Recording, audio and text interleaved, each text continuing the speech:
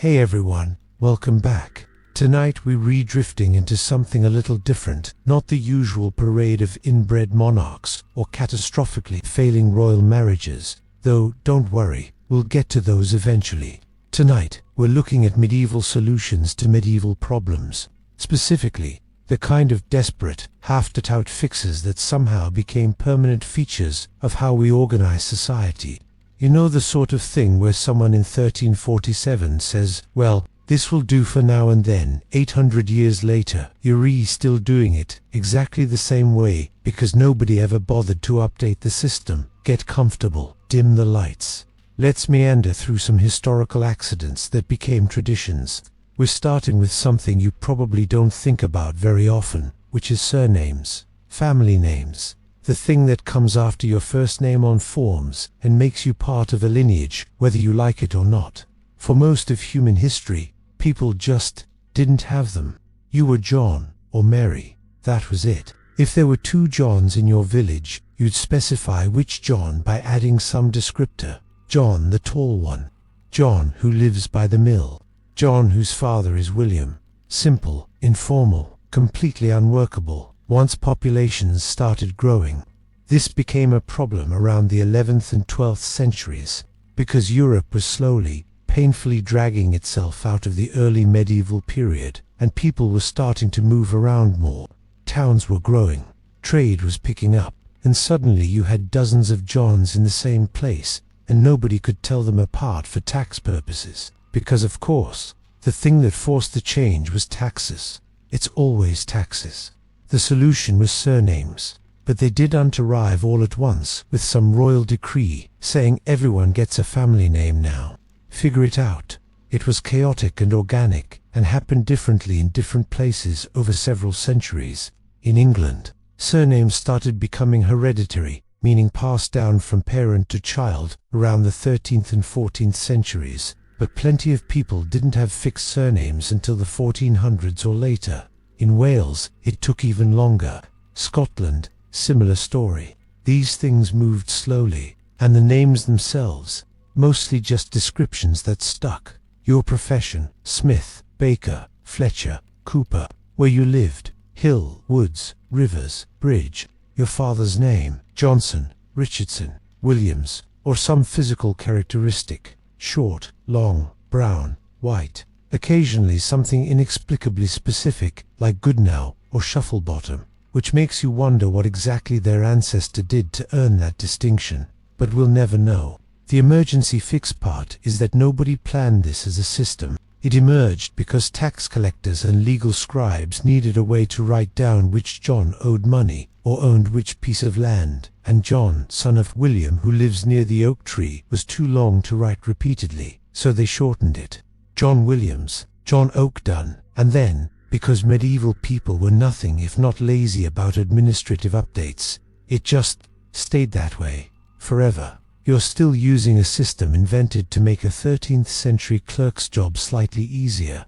Let's drift over to something slightly more architectural. Specifically, the reason your local pub or inn has a big colorful sign hanging outside with a picture on it, instead of just, words. You've probably seen them. The Red Lion, the King's Head, the Swan, and something or other. Very quaint, very English. Also, a solution to mass illiteracy. In medieval times, most people couldn't read.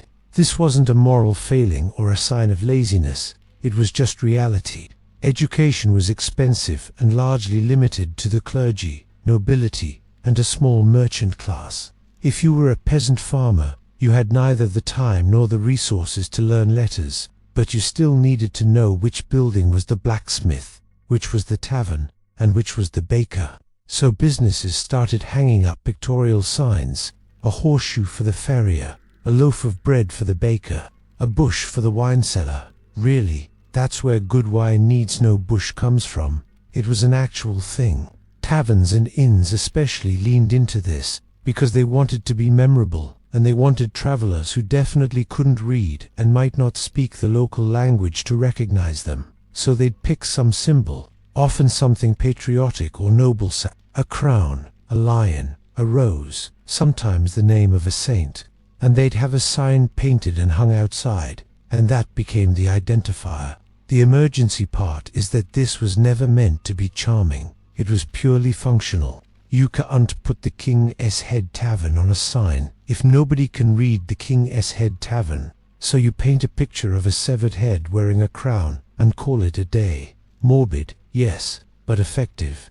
And then, even after literacy rates improved and people could read signs, the tradition stuck, because it had been that way for centuries and changing it felt wrong. So now, in the year 2025, you can still walk into a British pub called the Bloody Crown or the Hanged Man and admire a beautifully painted sign that exists because medieval people couldn't read.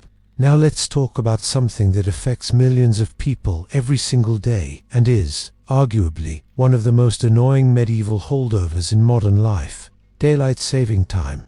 Just kidding, that one's from World War I, but what is medieval is the entire concept of standardized time zones, or rather, the lack thereof, for most of history, and the weird emergency patches people invented to deal with it. See, before railroads and telegraphs, there was no need for everyone to agree on what time it was. Time was local. The sun came up. That was morning. The sun was directly overhead. That was noon. The sun went down. That was evening. Each town kept its own time based on solar noon, and if the next town over was 15 minutes off, who cared? You weren't commuting there. You might visit once a month, if that. Churches kept time for everyone by ringing bells at set intervals throughout the day. The bells told you when to pray, when to work, when to stop working, when to go to bed. This worked fine until people started needing to coordinate across distances, at which point it became a logistical nightmare. But that's a different story. What's relevant here is how medieval people divided the day, because it was weird and it stuck around much longer than it should have. They used canonical, hour-specific times of day tied to Christian prayer services: matins, lauds, prime, terce, sext, none, vespers, compline. These weren't evenly spaced. They weren't based on a 24-hour clock. They were based on dividing daylight and darkness into portions, which meant the hours changed length depending on the season. A daytime hour in summer was longer than a daytime hour in winter, because there was more daylight to divide. Yes, really. This is called temporal hours or seasonal hours, and it was the standard way of measuring time in medieval Europe for centuries. Not because it was good, it was obviously a mess, but because it was tied to the church, and the church ran everything, and nobody had the authority or the inclination to say, hey, maybe we should use fixed-length hours instead. Mechanical clocks started appearing in the 14th century, mostly in church towers and town squares, and they used equinoctial hours, fixed, equal-length hours that we still use today. 24 hours in a day, each one the same length, regardless of season. Revolutionary. But even after these clocks became common, people kept using the old temporal hours for daily life, because that's what they were used to. It took until the 16th and 17th centuries for equinoctial hours to fully replace the old system, and only then because navigation and commerce required it. So that's another emergency fix. Medieval people needed a way to tell time. They tied it to religious services and solar position, and it kind of worked, but mostly didn't, and we only escaped it because technology forced the issue. You're welcome. Let's drift into something a bit grimmer. Quarantine. The practice of isolating sick people to prevent disease from spreading. Sounds modern, right? Sounds like something we developed through rigorous scientific study and epidemiology. Nope. Medieval emergency measure. Specifically, a response to the Black Death. The plague hit Europe in 1347, and it killed somewhere between 1/3 and 1/2 of the population over the next few years. Nobody knew what caused it. Germ theory wouldn't exist for another 500 years. The prevailing medical wisdom was that disease spread through bad air miasma was a punishment from God, or was caused by an unfavorable alignment of planets, or some combination of all three. None of this was correct, but it was what they had to work with. Venice, in 1374, tried something new. They required ships arriving from plague-infected areas to sit at anchor for 40 days before anyone could disembark. 40 days, 40 giorni in Italian. That's where we get the word quarantine. Why 40? Probably biblical. Jesus fasted for 40 days. The Israelites wandered for 40 years. 40 was a number with spiritual significance. So sure, let's make it 40 days. It was a guess, a religiously motivated guess, and it worked. Not perfectly, people still got sick, ships still brought plague, but it worked well enough that other cities adopted the practice. Dubrovnik, Marseille, Genoa, they all implemented their own versions of quarantine. Sometimes it was 30 days, sometimes 40. Sometimes they just locked the city gates and didn't let anyone in or out until the plague passed, which was brutal but effective. The thing is, they didn't know why it worked. They were doing it blind. They thought they were giving the bad air time to dissipate, or giving God's wrath time to cool, or something equally non-scientific. But accidentally, they were giving the disease time to run its course in the infected individuals before they could spread it to the general population. The rats and fleas, the actual vectors of the plague, would die off during the waiting period. Pure luck, pure medieval trialandera. And then it just became standard practice. For centuries, any time a city faced an outbreak of disease, plague, typhus, cholera, whatever, they'd implement quarantine measures based on the medieval Venetian model. We still do it today. We call it by the same name. We've refined it, obviously. We understand the science now. But the basic concept is a 14th century Italian emergency fix that happened to work. Let's move on to something you interact with probably every week, maybe every day, depending on how much you enjoy bureaucracy. Passports, identity documents. The concept that you need a piece of paper from your government to cross a border feels very modern, very nation-state, very show me your papers. Also medieval, sort of. The medieval version wasn't quite what we have now. There were no passport photos, no biometric data, no little booklet with pages for visa stamps, but the basic idea: document that proves who you are and grants you permission to travel. That goes back surprisingly far. In medieval England, they were called safe conducts or letters of protection, and they were issued by the king, mostly to nobles, diplomats, or merchants who needed to travel through potentially hostile territory. The document would say something like, "This person is traveling on the king's business. Don't rob or murder them. Signed, the king." Very reassuring. Whether it actually protected you depended entirely on whether the local lord respected the authority of whoever issued it, which was far from guaranteed. The Tudors expanded this system in the 16th century, requiring English citizens to carry documents if they wanted to travel abroad. This was partly for security. They wanted to know who was leaving the country and why, and partly for control. If you were a religious dissenter or a political troublemaker, you weren't getting a travel document. You were staying put. Other European countries had similar systems.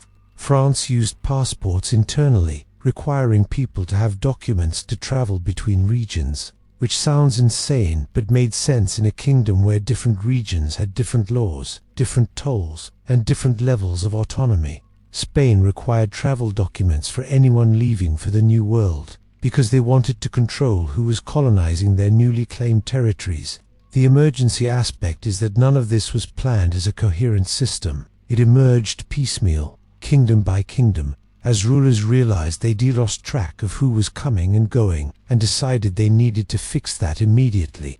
And then, because bureaucracies are immortal, it never went away. It just got more elaborate. Now you need a passport to board a plane, and if you lose it abroad, you get to experience the joy of visiting an embassy and explaining yourself to a bored consular official. All because Henry VIII wanted to know which of his subjects were sneaking off to France. Let's talk about something less abstract, something you can see and touch and probably take for granted. Chimneys. Specifically, the fact that most buildings have chimneys instead of just a hole in the roof or an open fire pit in the middle of the room.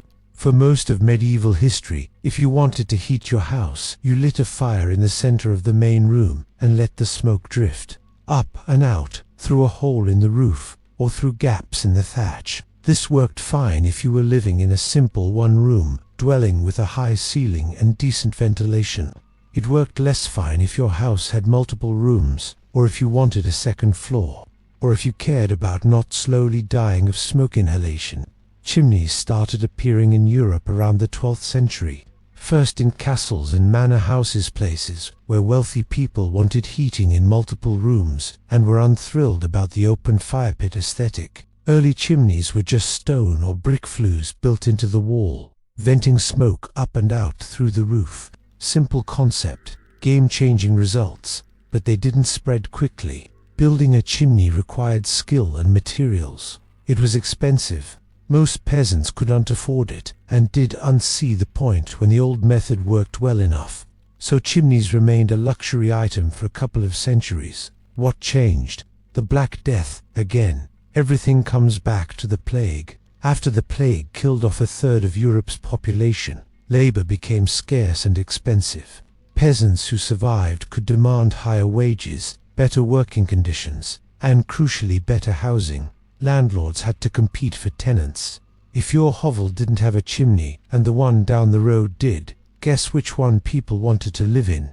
So chimneys became standard, not because of some grand architectural movement, but because surviving peasants said, "I've just watched everyone I know die horribly. I'd like a house that doesn't fill with smoke, thanks." And landlords desperate for labor said, "Fine, here's a chimney." By the 16th century, chimneys were common even in modest homes.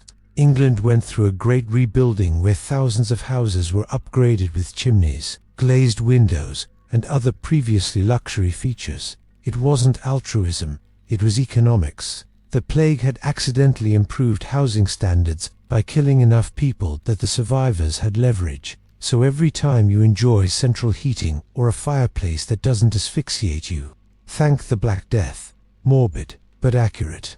Now, let's drift into something that definitely still affects you, even if you don't realize it. The jury system. Trial by jury. The idea that if you're accused of a crime, a group of your peers will decide whether you're guilty, feels very democratic, very innocent until proven guilty, very foundation of justice.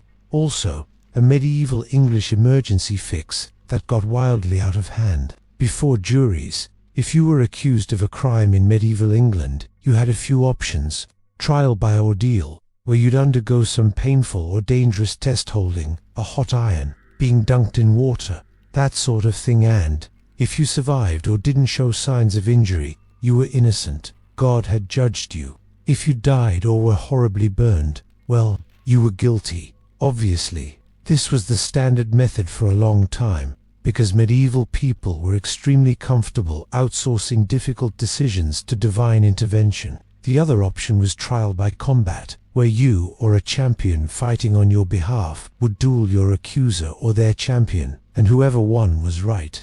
Again, God was deciding. Might makes right, but in a holy way. Both of these methods were completely insane, but they worked in the sense that they produced a clear outcome and nobody could argue with God's judgment. Except, of course, people did argue, constantly, and also the church started getting uncomfortable with the whole thing around the 13th century. The Fourth Lateran Council in 1215 banned clergy from participating in trials by ordeal, which effectively killed the practice, because without a priest to bless the proceedings, it wasn't a proper ordeal, just assault. So England needed a new system, fast. They landed on juries. Not because it was a better idea, necessarily, but because it was already being used for certain administrative purposes. If the crown needed to know who owned a piece of land, or how much tax someone owed, they'd summon a group of local men who would swear an oath and provide the information. These weren't juries in the modern sense. They were more like committees of people who already knew the facts. But the structure was there. Gradually, this got adapted for criminal trials. Instead of God deciding guilt or innocence, a group of locals they'd hear the evidence, such as it was, and render a verdict. Early juries were expected to already know the facts of the case. They were chosen because they were from the same area as the crime and would have heard about it. The idea that jurors should be impartial and unfamiliar with the case came much later. The system was a mess. Juries were easily bribed or intimidated. They made decisions based on gossip and personal grudges. Plenty of innocent people were convicted. Plenty of guilty people walked free. But it was better than burning someone's hand and seeing if it festered. So it stuck. Over the centuries, the system was refined. Rules of evidence were developed. The idea of impartiality was introduced. By the time it was exported to the American colonies and enshrined in the Constitution, it had been smoothed into something almost functional. But at its core, it's still a medieval emergency measure. England needed a way to try criminals after the church banned ordeals, so they grabbed the nearest available alternative and ran with it. And now it's one of the foundational pillars of common law systems worldwide. Because of course it is. Let's talk about something that's going to sound modern but really isn't. Double-entry bookkeeping. The accounting method where every transaction is recorded twice, once as a debit, once as a credit. Assets and liabilities, income and expenses, all neatly balanced. It's the foundation of modern accounting, the thing that makes businesses and governments function, and it's from medieval Italy. Specifically, it was formalized in the 13th and 14th centuries by Italian merchants who were desperately trying to keep track of their increasingly complicated finances. Before this, accounting was chaos. You'd just write down transactions as they happened. Bought wool, 10 coins, sold cloth, 15 coins. Simple, but useless if you wanted to know your overall financial position, or track what people owed you, or figure out if you were actually making money, or just moving it around. Venetian and Genoese merchants were dealing with transactions across multiple cities, multiple currencies, long-distance trade, loans, partnerships. It was a logistical nightmare. They needed a system that could track everything and reconcile it at the end. So they developed double-entry bookkeeping. Every transaction affects at least 2 accounts. If you buy something, your assets go up and your cash goes down. Everything balances. If it doesn't balance, you made a mistake. Go find it. The first complete description of the system was written by a Franciscan friar named Luca Pacioli in 1494 in a book called Summa de Arithmetica, Geometria, Proporzioni, et, which is a truly exhausting title. But Pacioli wasn't inventing the system. He was codifying what Italian merchants had been doing for over a century. He wrote it down, explained the principles, and made it accessible to anyone literate who wanted to learn. And then it spread. Because it was brilliant. Double-entry bookkeeping made it possible to run large, complex businesses with confidence. You could see at a glance whether you were solvent. You could track credit and debt. You could prove to partners and investors that you weren't embezzling funds. It was transparent and reliable in a way no previous accounting method had been. This was an emergency fix in the sense that medieval merchants needed a solution immediately. They were losing track of money, making bad decisions based on incomplete information, and getting into financial disasters they couldn't untangle. Double-entry bookkeeping solved that. And then it became the standard for all commercial accounting, forever.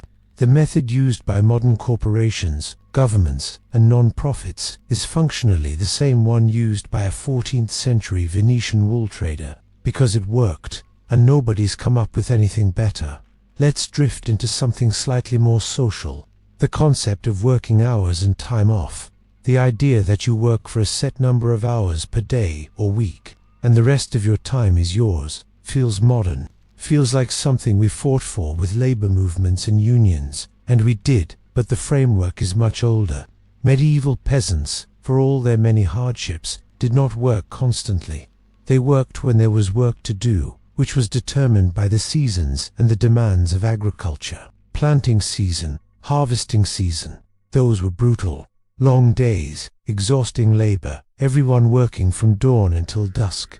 But outside of those peak times, much more relaxed. Winter was especially slow. There wasn't much to do.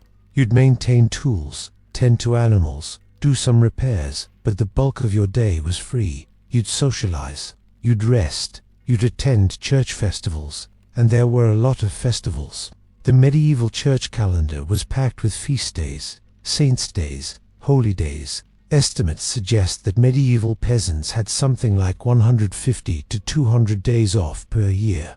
Not consecutive, obviously, but spread throughout the year. These were days when work was forbidden or at least strongly discouraged. You were supposed to attend church, sure, but the rest of the day was yours. This wasn't because medieval lords were generous. It was because the church said so, and the church had enough power that even lords mostly went along with it. Violating a holy day was a sin, and sin was bad for your immortal soul, and that mattered to people in ways that are hard to fully appreciate now. The emergency fix aspect comes later, during the transition to wage labor and proto-industrial work, as people moved off the land and into towns and cities, working for employers rather than farming their own fields. The old system broke down. You couldn't just take 150 days off if you were a hired laborer. Your employer wanted you there, working, making them money. So a new system emerged, slowly and messily. Set working hours, 6 days a week, Sunday off for church. Later, half-day Saturdays. Eventually, the modern 5-day work week. But this took centuries to settle, and it was driven by workers demanding time off, because they remembered, culturally, that they used to have more of it. The medieval model of mixing intense work periods with significant downtime never fully disappeared. It just got formalized, regulated, and stripped of most of its flexibility. Now you get weekends and vacation days, and public holidays, which is better than nothing, but much worse than 150 feast days a year. Progress, sort of. Let's move to something more violent. Specifically, the laws around self-defense and the use of force. The modern legal principle that you're allowed to defend yourself if attacked, but only with proportional force, and only if you can't reasonably retreat. That's a medieval concept. Kind of. In medieval England, if someone attacked you and you killed them in self-defense, you were technically guilty of homicide. Murder was a sin and a crime, full stop. But the king could pardon you if the killing was justified. So the legal system developed a framework for determining when self-defense was legitimate. You had to prove that you were in immediate danger, that you couldn't escape, and that you used only the force necessary to protect yourself. If you killed someone who was running away, that wasn't self-defense, that was murder. If you killed someone in a bar fight that you started, also murder. But if someone attacked you with a sword and you grabbed a nearby weapon and killed them, probably justified, maybe, depending on the circumstances and the mood of the judge. This was an emergency fix because the alternative was either letting people murder each other with impunity or executing everyone who killed in self-defense. Neither option was appealing, so they split the difference, created a legal standard, and applied it inconsistently for several centuries until it gradually became codified into actual law. The modern self-defense doctrine in common law countries is a direct descendant of this medieval framework. We've refined it, added layers of legal theory, debated the hell out of it, but the core principle you can defend yourself, but only reasonably, comes straight from medieval English courts trying to figure out what to do with people who killed attackers. Now let's talk about something you VA definitely experienced if you VA'd ever rented an apartment or paid a security deposit. The idea that before you move into a property, you give the landlord a sum of money as insurance against damage, and they give it back when you leave, assuming you didn't trash the place. Medieval emergency fix. Naturally, in medieval England, land was the primary form of wealth, and most people didn't own it. They rented or leased from lords or the church. The problem was that tenants would sometimes damage the property, or refuse to pay rent, or just disappear in the middle of the night, and the landlord had no recourse. They couldn't exactly sue a peasant who'd fled to the next county. So landlords started demanding guarantees. Sometimes this was a personal surety, a divot person who'd vouch for the tenant and agreed to pay if the tenant didn't. Sometimes it was a deposit of goods or money, held by the landlord or a third party, forfeited if the tenant breached the agreement. This was informal and varied wildly by region and situation. There were no standardized rules. It was just landlords trying to protect themselves from bad tenants, and tenants trying to prove they were trustworthy. Over time, as legal systems developed, this got formalized into the security deposit system we know today.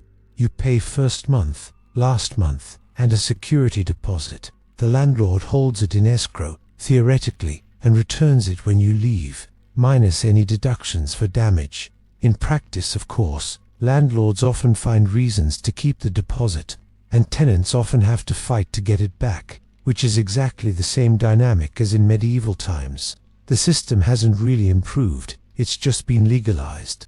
Let S drift into something that is going to sound incredibly mundane but is actually fascinating. When you think about it, the concept of shop hours, the idea that businesses are open during certain times and closed during others. You've never questioned it, it's just how things work. But it's another medieval emergency solution that became permanent. In medieval towns, shops were open whenever the shopkeeper felt like it. There were no regulations. If you were a baker and you wanted to start selling bread at dawn, great. If you wanted to sleep in and open at noon, also fine. This was chaotic and annoying for customers who never knew when anything would be available, but it was the reality. The problem emerged when towns grew and competition increased. Bakers started opening earlier and earlier, trying to get a jump on the competition. This escalated into a ridiculous arms race, where bakers were waking up in the middle of the night to start baking, just to be the first shop open. This was terrible for the bakers, who were exhausted, and also annoying for everyone else, who had to deal with the noise. So towns started passing laws regulating shop hours. You couldn't open before a certain time.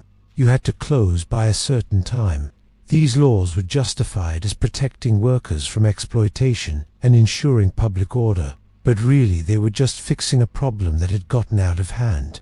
Different trades had different hours. Bakers opened early because bread was bought in the morning. Taverns stayed open late because that's when people drank. Markets had set days and times. It was all very organized, very regimented, and completely arbitrary. And then it just stayed that way. For centuries, the specific hours changed, obviously, as electric lighting made nighttime work more feasible and consumer habits shifted. But the basic concept that businesses have set operating hours, and you, the customer, need to work around them, that's medieval. The emergency aspect is that nobody planned this as a system for organizing commercial life. It was a series of local fixes to local problems, piled on top of each other until it resembled a coherent structure. And then, because nobody had a better idea, it became the norm. Even now, in an era of 24-hour convenience stores and online shopping, most businesses still have set hours, because that's how it's always been done. Let's talk about something more ceremonial. Specifically, the tradition of wearing black to funerals, mourning clothes. The idea that when someone dies, you wear dark, somber colors to show respect and grief, feels ancient, feels universal. It's neither. For most of history, people wore their regular clothes to funerals, maybe their nicest clothes, if they had nice clothes, but there was no expectation of a specific color. Different cultures had different traditions. Some wore white, some wore bright colors, some shaved their heads or tore their garments. It varied wildly. The Western tradition of wearing black to funerals coalesced in medieval and early modern Europe, and it was largely driven by royal fashion. Naturally, when a king or queen died, the court would go into mourning, and mourning had rules. You wore black or dark colors. You avoided celebrations and public entertainment. You behaved solemnly. This was a way of showing loyalty and respect, and also a way for the crown to control the narrative around the death. Everyone dressing in black and looking sad reinforced the idea that this was a great tragedy, a loss for the whole nation. Commoners started imitating this, because commoners always imitate aristocrats. If the nobility wore black for mourning, then black was the proper mourning color. By the 16th and 17th centuries, it was standard practice across much of Europe. The rich would have elaborate mourning wardrobes, black dresses, black suits, black veils, black gloves, everything black. The poor would do their best with what they had, maybe dyeing an old garment or borrowing something dark. The Victorian era took this to absurd extremes, with strict rules about how long you mourned and what you wore at each stage. Widows were expected to wear full black for at least a year, sometimes longer. There were gradations, deep mourning, half mourning, quarter mourning, each with its own dress code. It was exhausting and expensive, which was sort of the point. Mourning clothes were a way of displaying your wealth and your devotion to the deceased. But the basic concept: wear black, look sad, don't be too cheerful for a while, that's medieval. It was an emergency fix in the sense that courts needed a way to manage public grief and reinforce social hierarchies. And they landed on mourning dress codes, and then it filtered down to everyone else and became a tradition. Now you wear black to funerals, because that's what people do, and if you showed up in bright red, everyone would think you were being disrespectful, even though the only reason black is associated with mourning is because some medieval king decided it should be. Let's move to something that affects you, if you've ever signed a contract or agreed to terms and conditions. The concept of a binding agreement. The idea that if you promise to do something, especially if it's written down and signed, you're legally obligated to follow through. Medieval emergency fix. In early medieval Europe, most agreements were verbal. You'd make a promise, maybe shake hands, or swear an oath, and that was binding. Your word was your bond. If you broke your word, you'd face social consequences. People wouldn't trust you. You'd lose reputation. You might be shunned or worse. But there wasn't much legal recourse. You could exactly sue someone for breach of contract when there was no written record of what the contract was. This worked fine for simple, local transactions. If you agreed to sell your neighbor a cow and then didn't, the neighbor could complain to the village elders or the local lord, and they'd sort it out. But as commerce expanded and people started making deals with strangers across long distances, the system broke down. How do you enforce an agreement when the other party is 300 miles away and you have no proof of what was agreed? The solution was written contracts. You'd write down the terms of the agreement. Both parties would sign or seal it, and that document was proof. If someone broke the contract, you could take them to court and show the judge the written evidence. Simple, effective, and absolutely essential for the growth of trade and commerce. This required a whole legal infrastructure to develop. Courts had to recognize written contracts as binding. There had to be standards for what made a contract valid. Notaries and witnesses became important because they could attest that the contract was legitimate and the signatures were genuine. By the late medieval period, contract law was a well-developed field, and merchants were writing increasingly complex agreements covering everything from simple sales to multi-year partnerships. The emergency aspect is that this all developed because merchants needed it immediately. They were making deals that couldn't be enforced under the old system, and they needed courts to catch up. So they pushed for legal reforms, and courts, recognizing that commerce was economically vital, complied. And now you can't do anything without signing a contract. Buy a house. Contract. Get a job. Contract. Download an app. You'd better believe there's a contract buried in those terms and conditions you didn't read. It's all descended from medieval merchants trying to protect themselves from getting cheated on wool shipments. Let's drift into something a bit more violent again. The concept of the rules of war. The idea that even in warfare, there are limits. You don't kill prisoners. You don't attack civilians. You don't use certain especially cruel weapons. These rules are codified in modern international law, but their roots are medieval. Medieval warfare was brutal, extremely brutal, but it wasn't completely lawless. There were customs and expectations, enforced inconsistently, but real nonetheless. Knights were supposed to follow chivalric codes, which included rules about treating prisoners, especially noble prisoners, with a certain level of respect. You didn't just murder a captured knight, you ransomed them. This was partly about honor and partly about economics, because ransoms were lucrative. Civilians were theoretically off-limits, at least in Christian warfare. Attacking churches and monasteries was frowned upon. Burning crops and slaughtering peasants was seen as dishonorable, though it happened constantly anyway. The rules were more aspirational than actual.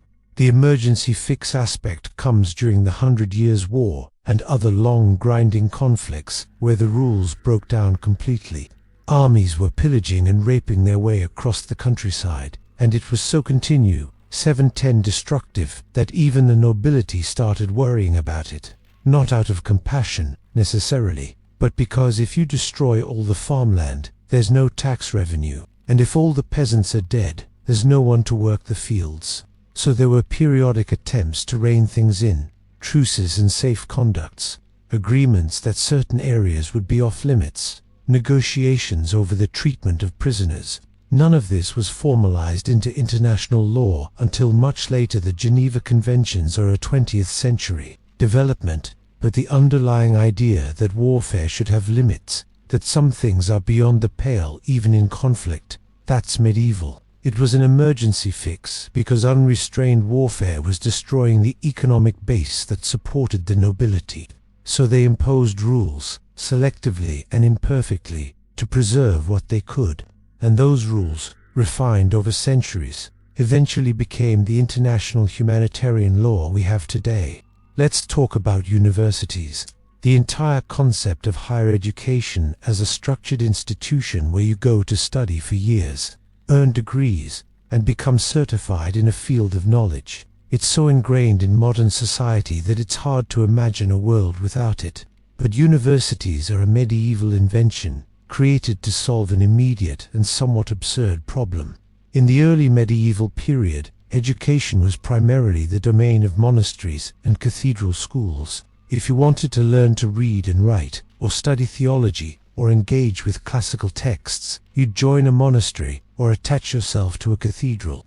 This worked fine for training clergy, but it wasn't really set up for anything else. And as Europe became more complex, more legal disputes, more trade, more administration, there was a growing need for educated people who weren't monks. The solution was universities, which started appearing in the 11th and 12th centuries. The University of Bologna, founded around 1088, is generally considered the oldest. It started as a kind of guild of students who hired teachers to instruct them in law. Yes, the students hired the teachers. They paid them directly, and if they didn't like the teaching, they could fire the teacher and hire someone else. This was a wild arrangement and didn't last, but it's how it started.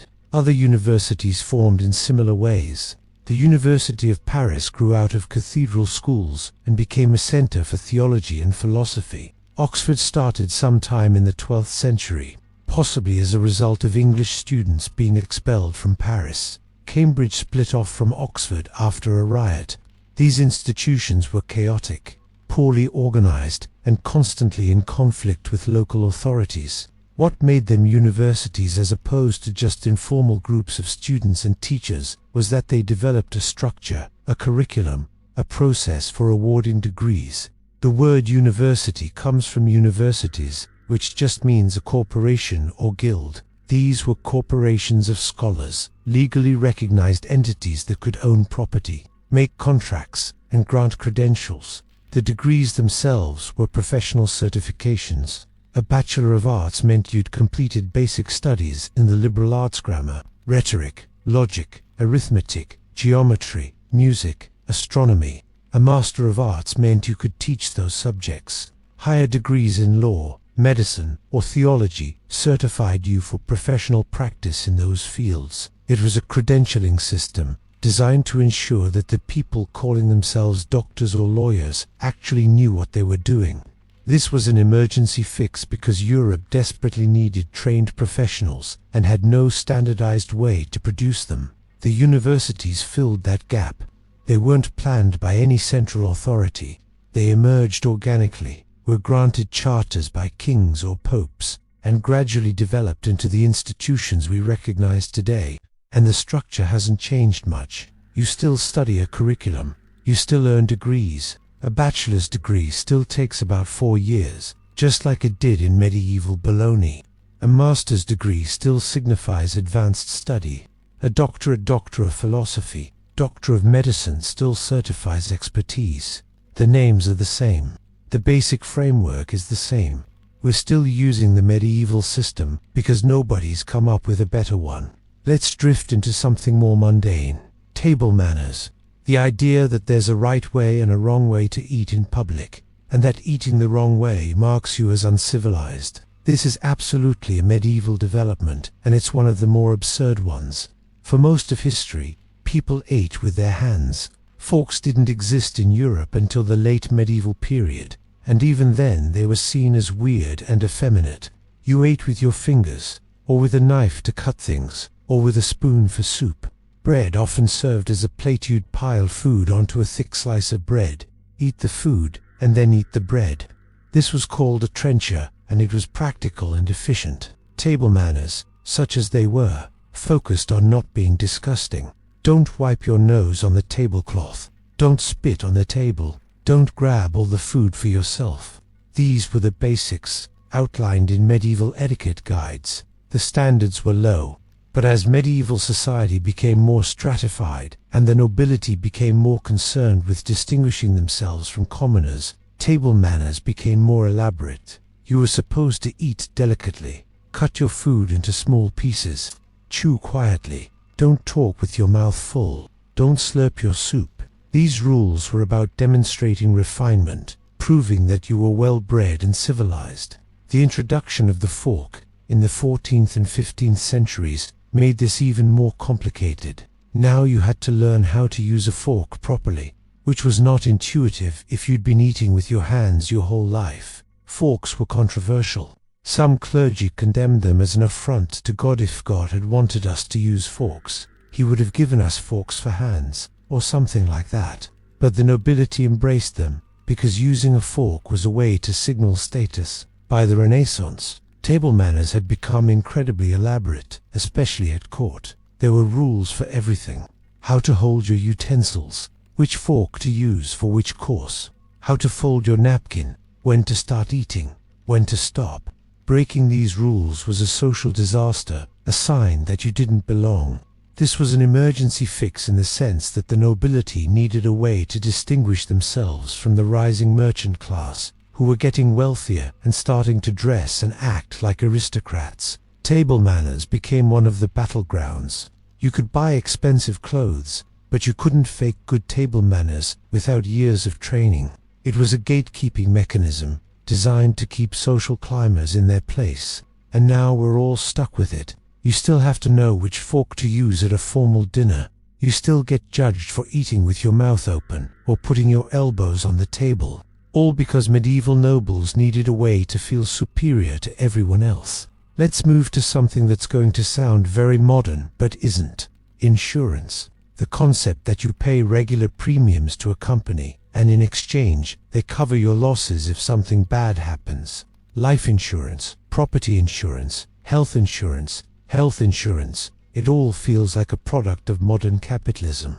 But the basic idea is medieval. Medieval merchants faced enormous risks. Ships sank, caravans were robbed, warehouses burned down. If you lost a shipment, you could be financially ruined. So they developed a system to spread the risk. Groups of merchants would pool their money. If one of them suffered a loss, the others would cover it. This was informal and based on trust, but it worked. By the 14th century, this had evolved into something more formal. Italian merchants were writing contracts where, in exchange for a fee, someone would agree to cover the loss if a shipment didn't arrive. This was maritime insurance, and it was essential for long-distance trade. Without it, merchants couldn't afford to take the risks involved in shipping goods across the Mediterranean or beyond. Other forms of insurance developed more slowly. Life insurance appeared in the 16th and 17th centuries, initially as a way to bet on whether someone would die within a certain time frame, which was morbid and often illegal. Property insurance became common after the Great Fire of London in 1666, when people realized that their houses could burn down and they'd lose everything. The emergency fix aspect is that merchants needed a way to protect themselves from catastrophic losses, and traditional methods saving money, diversifying investments weren't sufficient. Insurance provided a solution. You could take bigger risks because you knew you'd be covered if things went wrong. And now insurance is everywhere. You insure your car, your house, your health, your life. You probably have multiple insurance policies and pay premiums every month without thinking about it. It's all descended from medieval Italian merchants trying not to go bankrupt when their ship sank. Let us talk about something that's going to make you think differently about something you've probably never questioned. The weekend, specifically, the fact that Saturday and Sunday are days off, and Monday through Friday are work days. This seems natural. It seems like the default way to organize a week. It's not. The 7-day week is ancient, inherited from the Babylonians via the Jews and Christians. The Bible says God created the world in 6 days and rested on the 7th, so humans should rest on the 7th day too. That's where the concept of a day of rest comes from. For Jews, that's Saturday. For Christians, it's Sunday. For most of medieval history, Sunday was the only guaranteed day off. You didn't work on Sunday. You went to church. The rest of the week, you worked. 6 days of labor, 1 day of rest. This was the norm across Christian Europe for centuries. Saturday becoming a half-day or full day off is a more recent development, emerging in the 19th and early 20th centuries as labor movements pushed for shorter working hours. The 5-day workweek, Monday through Friday, with both Saturday and Sunday off, wasn't standard in most Western countries until the mid-20th century. But the underlying framework, the idea that you work for a set number of days and then have a day of rest, that's medieval. It's rooted in Christian theology and the Church's control over the rhythm of daily life. The specific days have shifted, the number of days off has increased, but the basic pattern is the same. The emergency fix aspect is that the Church needed a way to ensure people attended services and observed holy days, so they mandated rest on Sundays. This became so ingrained that even as society secularized, the pattern persisted. Now you get weekends, whether or not you're religious, because the 7-day week with a day of rest is the inherited structure. Let's talk about last names again, but from a different angle. Specifically, women taking their husband's last name when they marry. This tradition feels ancient. It feels deeply rooted in history, and it is, but not in the way you might think. For most of medieval history, women didn't systematically take their husband's last name, because surnames themselves weren't standardized. You were John the Smith or Mary, daughter of William. When you married, you might be referred to in relation to your husband, Mary, wife of John, but you didn't legally change your name the way we think of it now. The practice of women taking their husband's surname became standard in England around the 15th and 16th centuries. As surnames became fixed and hereditary, it was tied to the legal doctrine of coverture, which held that when a woman married, her legal identity was subsumed into her husband's. She couldn't own property in her own name, couldn't sign contracts, couldn't be sued. She was legally a non-person, represented entirely by her husband. Taking his surname was part of this. It signified that she was now under his legal identity. She was Mrs. John Smith, not Mary Smith. Even her first name could get erased in formal contexts. She became John Smith's wife, a descriptor rather than an individual. This was an emergency fix in the sense that the legal system needed a way to deal with married women in a society where property and contracts were becoming increasingly important. The solution was to just not deal with them, merge them legally with their husbands, give them the same name to make it clear they were a single legal unit. Problem solved. Except, of course, it wasn't a problem that needed solving in the first place. It was a choice, made by men who controlled the legal system, to structure things in a way that benefited men and erased women's legal autonomy. And then it became tradition, and tradition is hard to break. Even now, in countries where women have full legal rights and aren't subject to coverture, the tradition persists.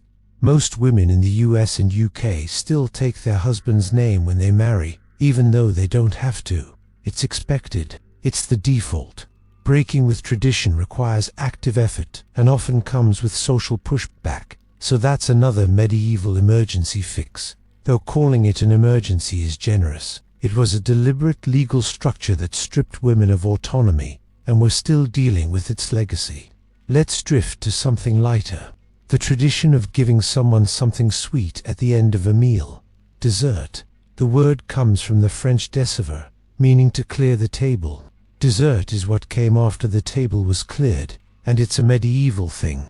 In medieval feasts, meals were elaborate, multi-course affairs, You'd have several courses of savory dishes: meat, fish, vegetables, bread, all heavily spiced and often swimming in sauce.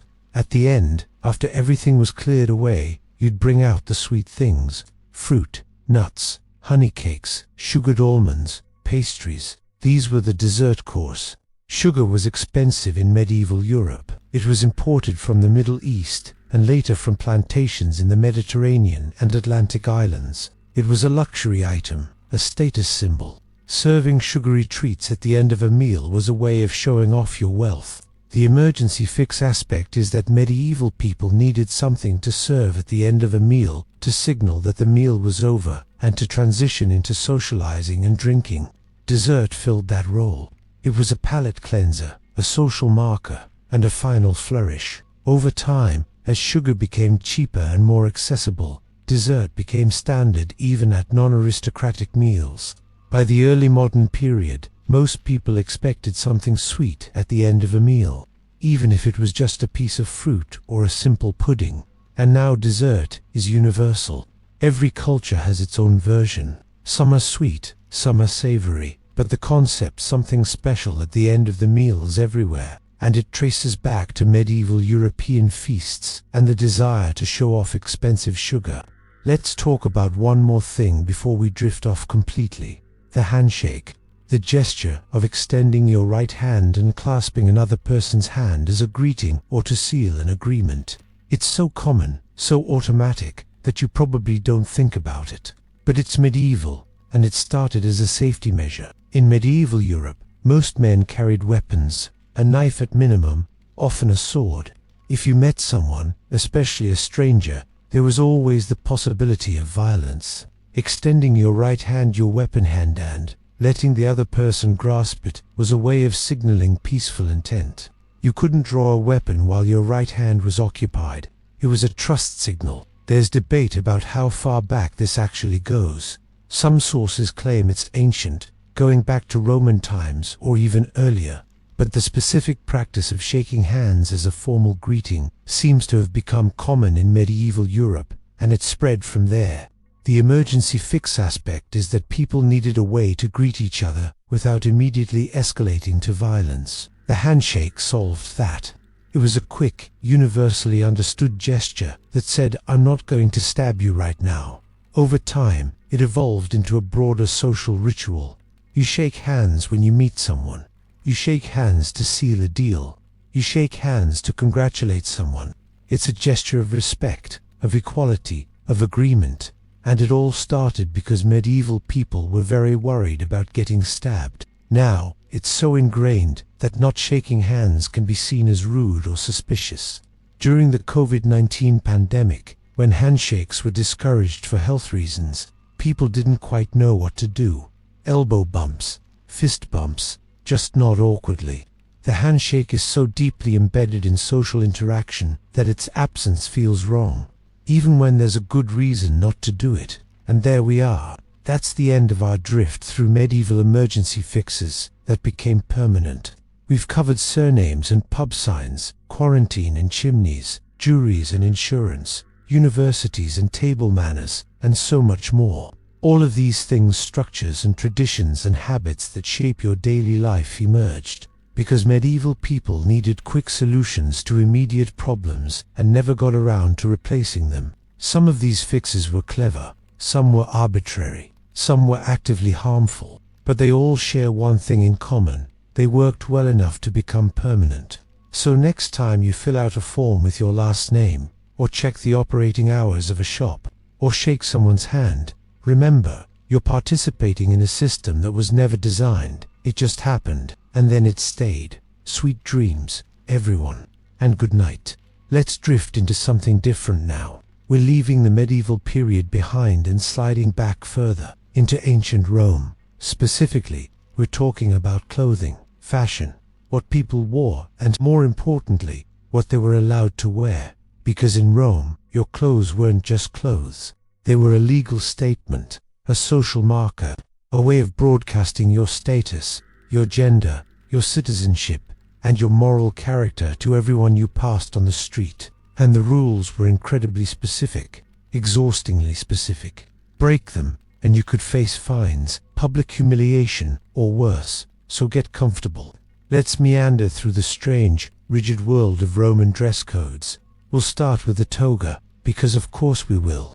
The toga is the garment everyone associates with ancient Rome. It's what you picture when you think of Roman citizens, men draped in white fabric, looking dignified and philosophical. And that image is mostly accurate, except the toga was deeply impractical, uncomfortable, and legally mandated for certain occasions. The toga was a massive piece of wool cloth, roughly semicircular, that you draped over your body in a specific way. It required skill to put on correctly. You couldn't just throw it over yourself like a blanket. There was a proper method, a specific draping technique, and if you got it wrong, you looked foolish. Wealthy Romans had slaves whose job was to help them put on their togas every morning. That's how complicated it was. And it was hot. Rome has a Mediterranean climate. Summers are scorching. Wrapping yourself in several meters of wool was miserable. The toga was also heavy. It could weigh 10 or 15 pounds and restrictive. You couldn't move freely. You couldn't run. You could barely walk without holding part of it in place. Romans complained about this constantly in their writings. They hated the toga, but they wore it anyway, because not wearing it when you were supposed to was a scandal. Why? Because the toga was the marker of Roman citizenship. Only Roman citizens were allowed to wear it. If you were a foreigner, a slave, or someone who'd been exiled or stripped of citizenship, you couldn't wear a toga. It was illegal. The toga wasn't just clothing, it was a uniform that said, "I am a full citizen of Rome with all the rights and responsibilities that entails." And not just any toga. There were different types, and which one you wore depended on your age, status, and what you were doing. Young boys and magistrates wore the toga praetexta, which had a purple stripe along the border. Adult male citizens wore the toga virilis, which was plain white or off-white. If you were running for political office, you wore the toga candida, which was whitened with chalk to make it brilliantly white. That's where we get the word candidate, from candidatus, wearing white. If you were in mourning, you wore a dark toga, the toga pulla. If you were celebrating a military triumph, you wore the toga picta, which was purple and embroidered with gold. There were rules for all of this. You couldn't just decide to wear a purple-bordered toga because you liked how it looked. That was illegal. Purple was reserved for magistrates and priests and boys who hadn't yet come of age. An adult man wearing a toga praetexta without being a magistrate would be laughed at, possibly prosecuted. Women didn't wear togas. That's important. The toga was explicitly a male garment, a symbol of male citizenship. A woman wearing a toga would be a bizarre sight, socially transgressive. In fact, prostitutes and adulteresses were sometimes forced to wear togas as a form of public shaming, because it marked them as unfeminine and immoral. For a Roman woman, the toga was associated with sexual disgrace. So what did women wear? The stella. This was a long, flowing dress that reached the feet, often with a belt at the waist. It was the female equivalent of the toga in terms of social signaling. A respectable married woman wore a stola. It marked her as a matrona, a married citizen woman of good character. Under the stola, she'd wear a tunic, and over it, she might wear a palla, which was a rectangular shawl or cloak. The rules for women's clothing were just as strict as for men, but focused on different things.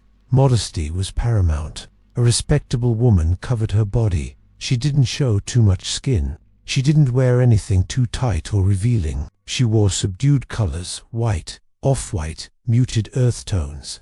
Bright colors, especially purple, were for special occasions or for women of high status. And there were rules about who could wear what colors. Purple, as mentioned, was restricted. It was the color of emperors and the highest-ranking officials. Purple dye was made from murex, sea snails, and was incredibly expensive. Took thousands of snails to produce a small amount of dye. Wearing purple when you weren't entitled to was not just a fashion faux pas, it was a legal offense. You were claiming a status you didn't have. This extended to other colors too.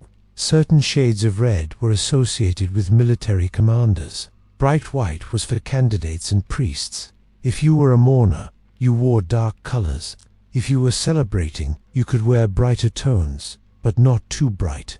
There was always a line you couldn't cross. Let's drift into something even more specific. Shoes. You wouldn't think shoes would be regulated, but they were. In Rome, what you wore on your feet announced your social class to everyone who saw you.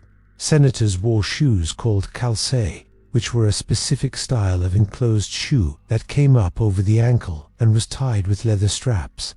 They were usually red or reddish-brown, and they had a small crescent-shaped ornament on the front. Only senators could wear these. If you weren't a senator, you couldn't wear calcae. It was illegal.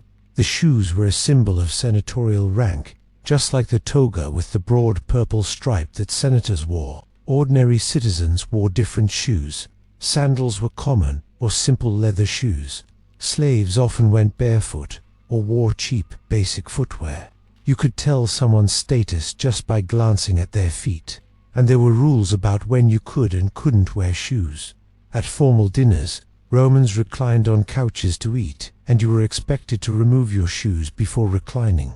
Keeping your shoes on was considered rude, a sign that you didn't respect your host. But you wore shoes in public, always. Going barefoot in the street, unless you were a slave or extremely poor, was shameful. The Romans had a saying, "Icion sine causam in cheese," even without shoes, meaning someone who was so low status that they didn't even own shoes. It was an insult. Your footwear mattered. It told people who you were. Now let's talk about jewelry, because this is where things get interesting in a different way. Roman women wore jewelry: necklaces, bracelets, rings, earrings. This was normal, expected even. Jewelry was a way of displaying wealth and status. The more jewelry you wore, the wealthier you appeared. But there were limits. Excessive jewelry could be seen as vulgar, as trying too hard. There was a balance to strike. Enough to show you were prosperous, not so much that you looked like you were showing off. This was especially important for respectable married women, who were supposed to embody modesty and restraint. Men wore less jewelry, but they did wear rings. Specifically, signet rings, which were used to seal documents and letters. The ring had your personal seal carved into it, and you'd press it into wax to authenticate a document. These rings were important, legally significant objects, and there were rules about what kind of rings you could wear. Originally, only senators and equestrians, the second highest social class, were allowed to wear gold rings. Everyone else had to make do with iron or bronze. This was a legal restriction, not just a social custom. Gold rings were a privilege of rank. Over time, this relaxed. By the late Republic and early Empire, more people were allowed to wear gold rings. But the association between gold rings and high status remained. If you wore a gold ring, you were signaling that you were a person of importance. Let's drift deeper into the specifics. We need to talk about the sumptuary laws, because these were the legal framework that enforced all these clothing rules. Sumptuary laws were regulations that limited what people could wear, eat, and spend money on, based on their social class. They existed in many societies, but Rome took them to an extreme. The stated purpose of sumptuary laws was to prevent moral decay. Roman moralists were constantly worried that people were becoming too decadent, too obsessed with luxury, too willing to spend money on frivolous things. They believed that excessive luxury weakened the state, made people soft and corrupt, so they passed laws to restrict it. But the real purpose, the underlying reason these laws existed, was to maintain social hierarchies, to make sure that people of lower status could undress or present themselves like people of higher status, to keep everyone in their place. The laws were incredibly detailed. There were restrictions on how much you could spend on a banquet, on what kind of dishes you could serve, on how many guests you could invite, on what clothing you could wear to different events, on what kind of litter or carriage you could ride in, on what jewelry your wife could wear. Some of these laws were enforced strictly, others were ignored. It depended on the political climate and the mood of whoever was in power, but they were always there, hanging over everyone, a reminder that your appearance was public and regulated. One famous example, the Lex Appia, passed in 215 BCE during the Second Punic War. This law prohibited women from owning more than half an ounce of gold. from wearing multicolored garments, or from riding in a carriage within a mile of Rome, unless they were participating in a religious ceremony. The law was supposedly a wartime austerity measure to keep wealthy women from flaunting their riches while soldiers were dying in battle. The law stayed on the books for 20 years. When there was an attempt to repeal it in 195 BCE, there was a huge public debate. Conservative senators argued that repealing the law would lead to moral collapse. Women would become extravagant and uncontrollable, and the republic would fall. Women themselves protested in the streets, demanding the repeal. Eventually, the law was repealed, but the debate shows how seriously Romans took these clothing regulations. They genuinely believed that what people wore affected the stability of the state, that allowing women to wear multicolored dresses would somehow lead to Rome's downfall. It sounds absurd, but they meant it. Let's talk about hairstyles now, because yes, those were regulated too. Not by law exactly, but by social expectation, which was almost as powerful. Roman men, for most of the Republic, wore their hair short and were clean-shaven or had neatly trimmed beards. Long hair on a man was seen as effeminate, foreign, barbaric. Greeks wore longer hair. Barbarians wore longer hair, but Romans kept it short. This was part of Roman identity, part of what made them distinct from other peoples. There were exceptions. Philosophers sometimes wore beards and longer hair, as a sign of their devotion to learning and their separation from ordinary social life. Mourners would let their hair grow unkempt and wouldn't shave, as a sign of grief. But these were specific contexts. For everyday life, a respectable Roman man had short hair. Women's hairstyles were more elaborate and changed with fashion. During the late Republic and early Empire, complex hairstyles became popular. Women would arrange their hair in intricate styles with braids, curls, and accessories. Wealthy women had slaves who specialized in hairdressing and would spend hours creating these styles. But even here, there were expectations. A respectable married woman wore her hair up, pinned and arranged. Loose, flowing hair was for girls and unmarried women, or for certain religious ceremonies. A married woman with her hair down in public would be seen as immodest, possibly sexually available. Hair was tied to sexual status, to respectability, to your role in society, and the color mattered. Dark hair was considered beautiful.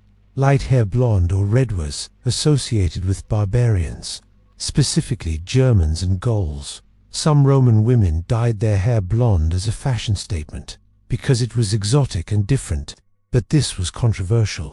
Conservative Romans disapproved, seeing it as adopting foreign ways. There were also wigs. Wealthy women would wear wigs made from the hair of enslaved women, often from conquered territories. Blonde wigs made from the hair of Germanic captives were particularly prized. This is disturbing when you think about it, women wearing the hair of enslaved people as a fashion accessory, but it was normal in Rome. Now, let's drift to something that's going to sound minor, but was actually a big deal. The tunic. This was the basic garment that everyone wore under their toga, or a simple, T-shaped piece of fabric, usually wool or linen, that you pulled over your head. Men's tunics reached the knee. Women's tunics were longer, reaching the ankles. The length mattered. A man's tunic that was too long was seen as effeminate. Too short was vulgar. Knee length was correct. If you were doing manual labor, you might hitch it up with a belt. But for ordinary wear, the color mattered too. Natural wool colors, white, cream, brown, were standard. Dyed tunics were more expensive and indicated higher status. A tunic with a stripe of color, clavis, indicated rank. Senators wore tunics with a broad purple stripe, the latest clavis. Equestrians wore tunics with a narrow purple stripe, the angustus clavis. If you weren't entitled to wear a stripe, you didn't. Simple as that. And there were rules about sleeves. Originally, Roman tunics didn't have sleeves, or had very short sleeves. Long sleeves were foreign, effeminate, a sign of weakness. Romans mocked people who wore long-sleeved tunics. But over time, as Rome expanded and incorporated people from colder climates, long sleeves became more acceptable. By the late Empire, long-sleeved tunics were common. But there was always that lingering association with foreignness, with not being properly Roman. Let's talk about something that's going to sound incredibly petty, but consumed an enormous amount of Roman attention. The question of who could and couldn't sit in certain seats at public events. Roman society was obsessed with hierarchy. Everyone had a rank, a place, a specific position in the social order, and nowhere was this more visible than at the theatre, the amphitheatre, and the circus. Seating was assigned by social class. The best seats, down at the front, were for senators. Behind them, the equestrians. Behind them, ordinary citizens. Behind them, women. At the very back, slaves and foreigners, if they were allowed in at all. This wasn't just custom, it was law. The Lex Rostia Theatralis, passed in 67 BCE, reserved the first 14 rows of theatre seating for equestrians. If you weren't an equestrian, you couldn't sit there. Ushers would check. If you tried to sit in a section above your status, you'd be removed, possibly fined. The Emperor Augustus expanded these regulations. He issued detailed rules about who could sit where at public events. Senators in the front rows, equestrians behind them. Married men separate from unmarried men. Boys separate from their tutors. Women in the uppermost rows separate from men, except at gladiatorial games, where women could only sit in the very back. Why? Because Augustus was trying to reinforce traditional social hierarchies and moral values. He believed that letting people sit wherever they wanted led to social disorder. Men and women sitting together led to improper behavior. Young boys mixing with the general crowd led to corruption. Everyone needed to be separated, sorted, placed in their proper position. And it worked, in the sense that people followed the rules. You couldn't just buy a ticket and sit anywhere, like at a modern sporting event. Your seat was determined by who you were. It was another way Rome made status visible, made hierarchy physical. Now let's drift into something that reveals just how strange and contradictory Roman attitudes toward clothing and the body were. On one hand, Romans were deeply concerned with modesty, especially for women. A respectable woman covered her body, didn't draw attention to herself, presented a modest, restrained appearance. On the other hand, Romans went to public baths where they were naked in mixed company, and nobody thought this was strange. The baths were a central part of Roman social life. Every city and town had public baths, and Romans visited them regularly if they could. You'd go through a series of rooms with different temperatures, from hot to cold, bathing and socializing, and you did this naked. Men and women bathed separately, usually, though there are accounts of mixed bathing, which some emperors tried to ban and others allowed. At the baths, nudity was normal, expected, nobody cared. But if that same woman walked through the street with her arms uncovered, she'd be considered immodest. If a man appeared in public, wearing a Greek-style chiton that showed his thighs, he'd be mocked as effeminate. Context determined what was acceptable. This extended to exercise as well. Roman men exercised in the gymnasium, and they did so naked, following Greek custom. This was seen as healthy, natural, a sign of physical fitness and masculine virtue, but only in the specific context of the gymnasium. You couldn't just walk around naked. That would be scandalous, possibly illegal. The contradiction was that Romans associated nudity with Greek culture, and they had complicated feelings about Greek culture. On one hand, they admired Greek art, philosophy, and learning. Greek culture was sophisticated, civilized, worthy of emulation. On the other hand, they saw Greeks as effeminate, decadent, lacking Roman virtues like discipline and martial prowess. So they borrowed Greek practices like gymnasium, exercise, and nude athletics, but they made sure to maintain their Roman identity through clothing. The toga, the stola, the careful regulation of appearance, these were what made you Roman, not Greek. Nudity was acceptable in specific, controlled contexts, but clothing was how you presented yourself to society. Let's talk about something that's going to sound almost unbelievable, but is well documented: the Roman attitude toward prostitutes and their clothing. Prostitutes, as mentioned earlier, were sometimes required to wear togas, the male citizen garment, as a way of marking them as sexually disgraced and outside normal female roles. But there were other clothing markers too. Prostitutes wore brightly colored clothing, often in shades that respectable women avoided. Reds, yellows, bright blues. They wore their hair loose, or in styles that married women wouldn't use. They wore more makeup, more jewelry, more of everything. This wasn't just fashion. It was legally enforced in some periods. Prostitutes had to be visibly identifiable, so that respectable people wouldn't accidentally associate with them. So their clothing was regulated to make them conspicuous. The irony is that despite this, prostitution was legal and commonplace in Rome. It was considered a necessary part of society, a way for men to satisfy their desires without corrupting respectable women. So prostitutes were simultaneously marginalized through clothing regulations and integrated into the social fabric. And the clothing rules for prostitutes were actually more relaxed in some ways. They could wear colors and styles that other women couldn't. They could appear in public in ways that would be scandalous for a married woman. Their marginalized status gave them a kind of freedom, within limits. This reveals something about Roman society. Clothing rules weren't just about modesty or morality. They were about maintaining boundaries, keeping different types of people separate and identifiable. If everyone dressed the same, you couldn't tell who was who, and Romans needed to be able to tell. Now, let's drift to the military, because of course the military had its own elaborate clothing regulations. Roman soldiers wore specific uniforms, and these evolved over the centuries. But the basic principle remained the same. Your clothing identified your rank, your unit, and your role. Legionaries wore tunics, armor, and helmets. The specific style of armor changed over time. Larica, Almata, Larica segmented, the iconic segmented plate armor. Larica squamata scale armor.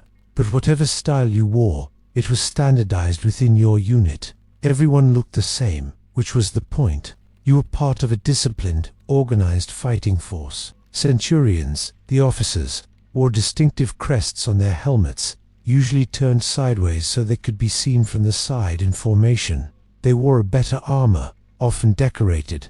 They carried a vine staff, the vitus, which was both a symbol of authority and a tool for disciplining soldiers. Higher-ranking officers wore even more elaborate armor, often with decorative elements, engravings, embossed designs, precious metals. A general or a legatus wore armor that announced his status from a distance, and there were specific garments for specific occasions. The paludamentum was a military cloak, usually red or purple, worn by generals and high-ranking officers. It fastened at the shoulder with a brooch and hung down the back.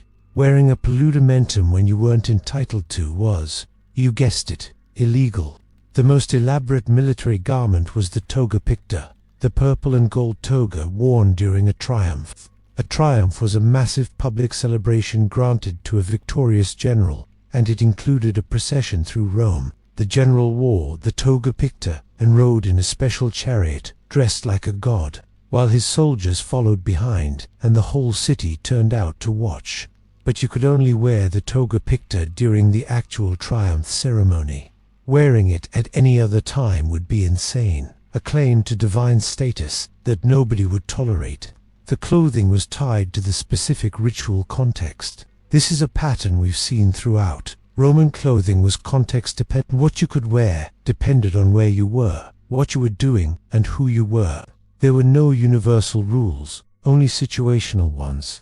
Let's drift toward the end of this, into the later empire, when things started to break down. Because the elaborate Roman dress codes, all these carefully maintained rules and regulations, couldn't last forever. As Rome expanded and incorporated more and more different peoples, the clothing rules became harder to enforce. In the provinces, far from Rome itself, people wore what they wanted. Local styles mixed with Roman styles. Tunics got longer, sleeves appeared. Trousers, which Romans had always associated with barbarians, started being worn by soldiers stationed in cold climates. The emperors tried to push back against this. Honorius, in the early 5th century CE, issued an edict banning the wearing of trousers within the city of Rome. He saw trousers as barbaric, un-Roman, a sign of declining standards. The edict was ignored. People wore trousers anyway, because they were practical and comfortable. The toga was dying too. By the late Empire, almost nobody wore togas anymore, except for official ceremonies. They were too impractical, too uncomfortable. People wore simpler garments, tunics, cloaks, practical clothing that you could actually move in. The elaborate hairstyles disappeared. The complex social hierarchies reflected in clothing became less rigid. Christianity was spreading, and Christian ideas about modesty and simplicity were changing how people thought about dress. Ostentation was increasingly seen as sinful. Humility was virtue. And as the Western Empire collapsed in the 5th century, the old Roman clothing traditions went with it. The toga vanished entirely. Roman-style dress was replaced by the clothing of the various Germanic peoples who were now settling in former Roman territories. But the idea, the concept that clothing should be regulated, that it should reflect social status, that there are rules about what you can and can't wear, that didn't disappear. It just transformed. Medieval Europe developed its own sumptuary laws, its own dress codes, its own elaborate systems for marking status through appearance. The specific garments changed, the rules changed, but the underlying principle, that your clothing is public and regulated, that persisted. It's still with us today, though in much softer forms. We have dress codes at work, at school, at formal events. We judge people based on what they wear. We have ideas about what's appropriate and what isn't. All of that traces back, in part, to Rome, to the toga and the stella, to the senator's red shoes and the purple bordered stripes, to the elaborate, exhausting system of rules that governed every aspect of appearance. The Romans believed that clothing mattered, that it revealed character, that it held society together. They were wrong about a lot of things, but they might have been right about that. What we wear does shape how we're seen, how we see ourselves, how we move through the world. And maybe that's the real legacy of Roman fashion rules. Not the specific garments, which are long gone, but the idea that appearance matters, that it's worth paying attention to, that it means something.